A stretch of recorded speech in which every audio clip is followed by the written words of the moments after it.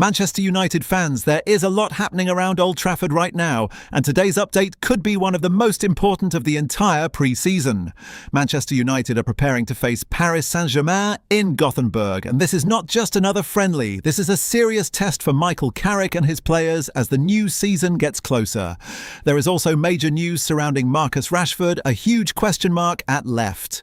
Let's start with the biggest immediate story. Manchester United face Paris Saint-Germain today in Gothenburg. This is arguably the most interesting pre-season test Carrick's team has faced so far. Friendly matches can sometimes be difficult to judge because the result isn't necessarily the priority. But when you're facing a team of PSG's quality, the game becomes a much better test of where your squad really stands. Manchester United will have to deal with a side capable of controlling possession, creating chances quickly and punishing defensive mistakes. For Carrick, this is an opportunity to see how his players respond against elite opposition. And there is one player in particular who Manchester United supporters will be watching very closely. That player is Tielemans. Tielemans is expected to make his Manchester United debut against PSG. And this is one of the biggest talking points surrounding the match. United supporters have been waiting to see how the midfielder will fit into Carrick's system. Tielemans brings experience, technical quality, and the ability to influence the game from midfield.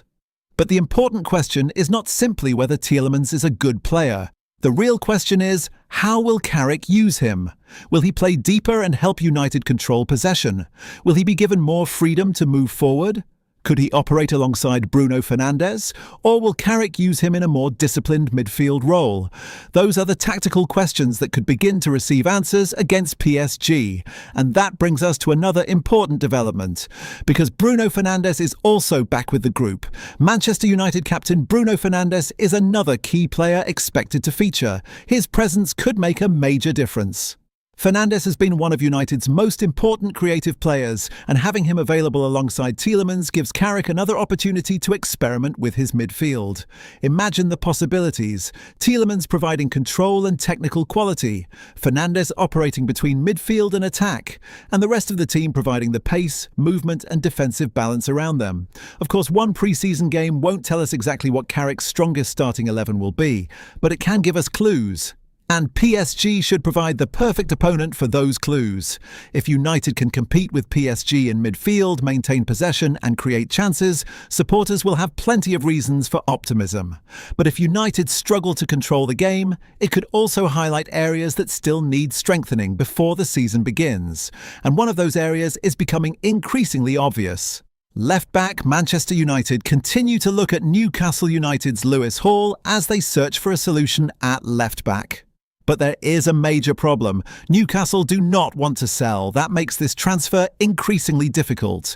And Manchester United have a very obvious reason for wanting another player in that position. Following Tyrell Malacia's departure, Luke Shaw is currently the only established senior left-back option. That creates a serious squad depth concern. Think about the situation. Manchester United are entering a new season with ambitions of competing at the highest level. They will have Premier League matches. They will have cup competitions. They will have a demanding schedule, and injuries are inevitable. If Shaw is unavailable for a significant period, Carrick needs another reliable option. That's why Lewis Hall is so interesting. Hall is young, technically capable, and already has Premier League experience. From United's perspective, he would make sense. But Newcastle's position is equally clear. They don't want to lose him. So United now have a decision to make. Do they keep trying to convince Newcastle? Do they increase their offer, or do they move on and find another target? At some point, United cannot afford to spend the entire transfer window waiting for one player, and that is why the left-back position could become one of the most important transfer stories at Old Trafford before the window closes. Now let's talk about one of the biggest names in the entire Manchester United squad, Marcus Rashford. His future has been one of the biggest talking points surrounding the club. But now the situation is becoming particularly interesting because Rashford is expected to return to the Manchester United group. And that changes the conversation. For a long time, the assumption was that Rashford could leave. But if United are now considering how to reintegrate him, then the situation becomes very different. Carrick has to make a decision. Can Rashford become an important player again? Can he rediscover his best form? And perhaps most importantly, does Carrick believe Rashford fits into his vision for Manchester United? Because when Rashford is playing at his best, there is no doubt about the qualities he can bring.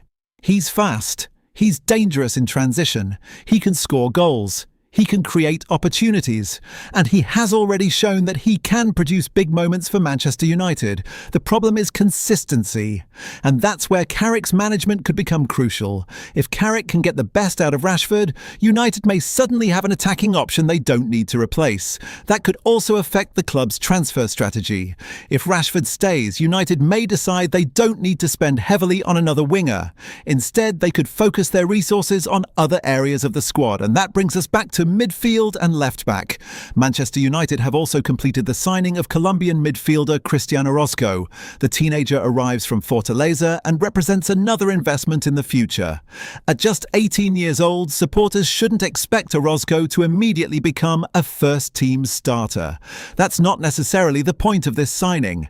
United are looking to identify talented young players early and develop them within the club. And midfield is an interesting position for Orozco to arrive into. United already have several midfield options, but Carrick and the recruitment team are still assessing whether they need another experienced midfielder. Orozco therefore shouldn't be viewed as the solution to United's immediate midfield requirements. Instead, he is more likely to be viewed as a long-term investment. The bigger question is whether United will also bring in another experienced midfielder before the transfer window closes. This is an interesting question. Manchester United have added Youri Tielemans. They have Bruno Fernandez. They also have other midfield options within the squad. But is that enough? That's what Carrick and the recruitment department now have to decide. A long season can expose weaknesses very quickly. One or two injuries can completely change a manager's options. And if United want to compete across multiple competitions, midfield depth becomes extremely important. The PSG game could actually help Carrick make that decision. If United's midfield looks strong against PSG, perhaps the club decides it has enough. But if the team struggles to control possession or lacks physicality and depth, the argument for another signing becomes much stronger. This is why today's match is more important than simply the result. Carrick needs information. He needs to know which players can handle the level. He needs to know which positions are strong. And he needs to know where the squad still needs improvement. And what do you think about Marcus Rashford returning to the squad? Do you believe Carrick can get Rashford back to his best? And finally, what are your expectations for Youri Tielemans against PSG?